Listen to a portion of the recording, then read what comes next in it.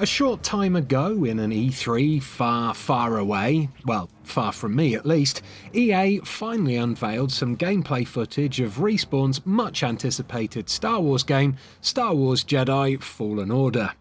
The gameplay demo itself was an unedited slice of gameplay taken from roughly 3 hours into the game, but what secrets were hidden within? Here are 11 things we noticed in the new Star Wars Jedi Fallen Order gameplay reveal.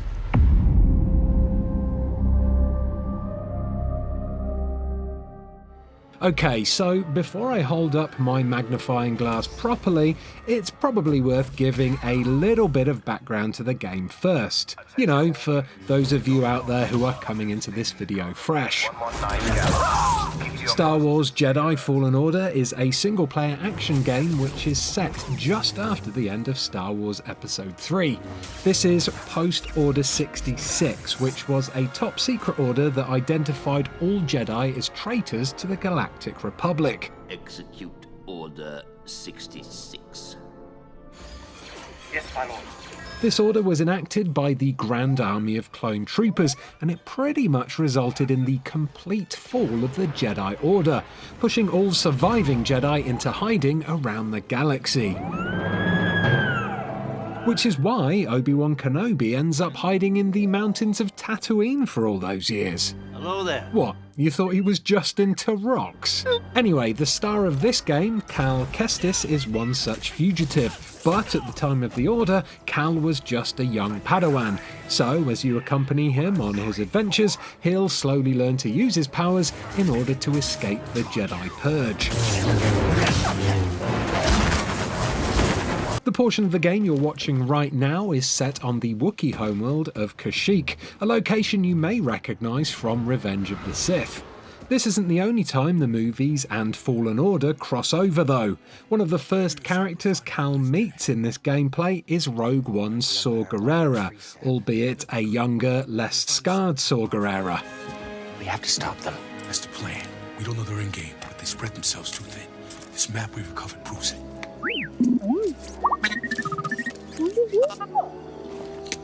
Here you go, bud. These refineries double as brutal prison camps. We use those cutters to create a distraction, while you take your lightsaber and free the Wookiees inside. We need their help to stop the Empire. Understood. Watch yourself in there. This isn't the first time a young Saw Gerrera has been featured in a Star Wars property though. An even younger Saw was featured in the Clone Wars TV show. Saw Gerrera. And then, after the release of Rogue One, he even made an appearance in Star Wars Rebels. Is that what's happening? Perhaps in this game we'll finally get to find out why Saw ended up living in his big old palace of Sulk on the planet Jeddah in Rogue One. Did they send you? Did you come here to kill me? But wait! There's more crossovers with Rogue One in the game because at the very end of this gameplay footage, Cal is attacked by a KX series security droid, which is, of course, the same model as K2SO, Cassian Andor's cranky co-pilot in Rogue One. Congratulations, you are being rescued. But that's enough with the name dropping. Let's talk about something new, and what better way to start than with Cal himself. Cal is quite the mover, able to scale walls like Nathan Drake and even run along them like a professional Titanfall pilot. The best thing is though, he can even use his Jedi powers to navigate the environment by doing things like using a force push to blow open cracked doors or lower pipes to create walkways. Or, if he's feeling particularly frisky, he can use force pull to grab vines and then do a big old Tarzan swing onto his enemies. Going by this gameplay, it looks like you just have to look in the general direction of these interactive objects and then press the correct force button in order for Cal to use them.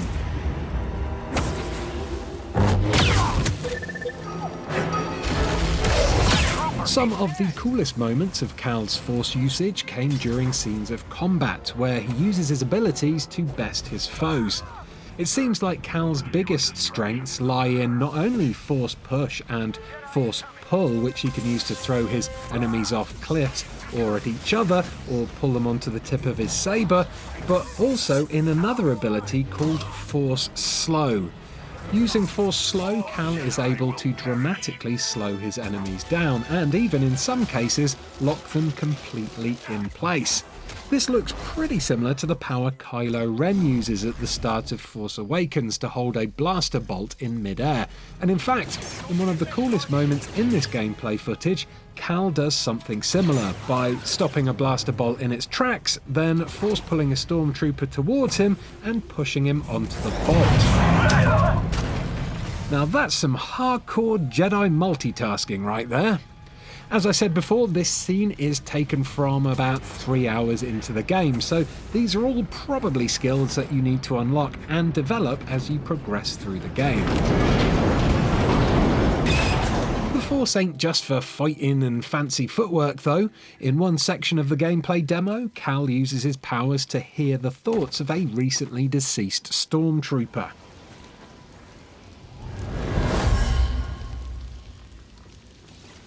Patrol the base.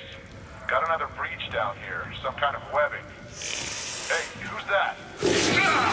I'm going to guess that this is Fallen Order's take on the classic voice recording collectibles that normally give you a bit of backstory in single-player games. Find cover. Give me time.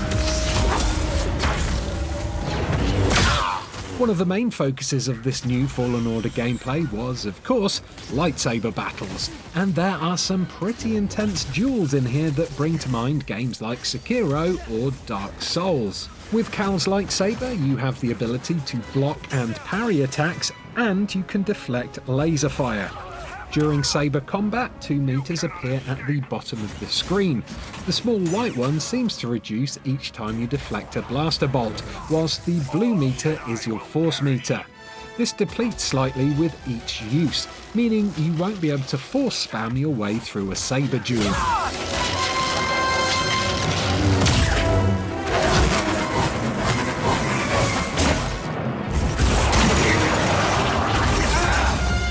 Staying on the topic of sabers quickly, it looks like you won't be able to see any proper dismemberment in the game. I mean, come on, it's Disney, so while it would be pretty cool to see stormtrooper legs go flying off in all directions, I doubt it's going to happen.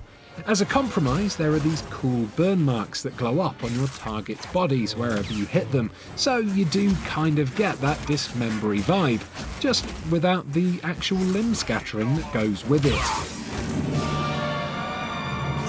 Okay, so let's chat a little bit about BD-1 now. That's Cal's companion, the little droid that lives on his back and occasionally jumps off to do something useful. A bit like Iden Versio's ID-10 Seeker droid Dio in Star Wars Battlefront 2. Let's go.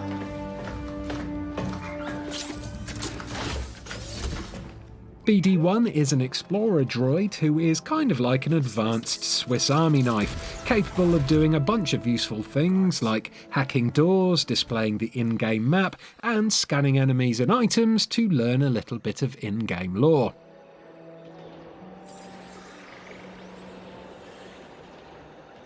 Oh, and he also acts as a medic, injecting Cal with Bacta whenever he's been injured in combat. Little help.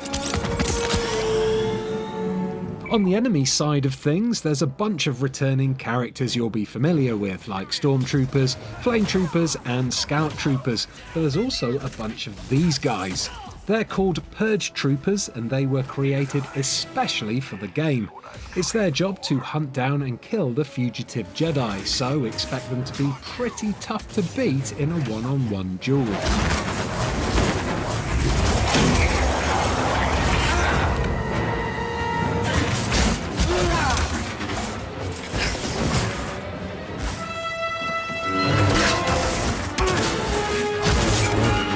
I will make you hurt. You'll pay. Suffer, Jedi.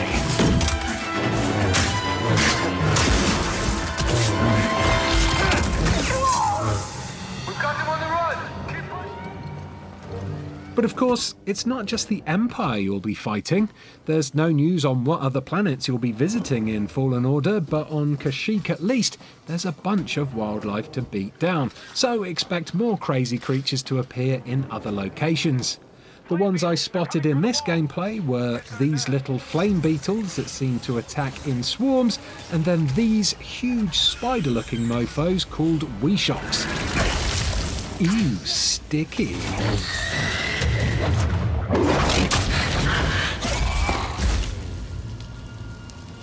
And that's about as much as I could spot in the gameplay reveal for now, but I'm sure there's plenty I missed, so if you've used Force Detective to uncover some gameplay secrets in this footage, do let us know in the comments below.